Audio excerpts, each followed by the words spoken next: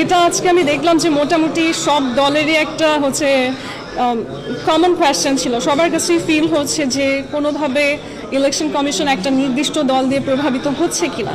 এখন এটা যেহেতু পাবলিকের দৃষ্টিতে মনে হচ্ছে, at the end of the day কিন্তু সব কিছু আসলে আইনের ভাষায় এক্সপ্লেইন করা যায় না, কখনো কখনো মানুষের গ্রহণযোগ্যতাটাই আসলে বেশি ইম্পর্ট্যান্ট হয়। তো যেখানে পাবলিক বলছে সেখানে আমার আলাদা করে বলার তো কিছু নেই।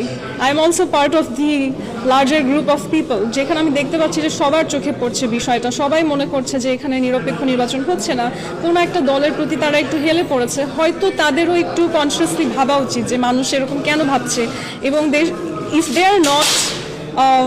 they are not siding with one party, maybe they should start thinking যে where are the flaws that is making people think যে we are siding, and they can change it.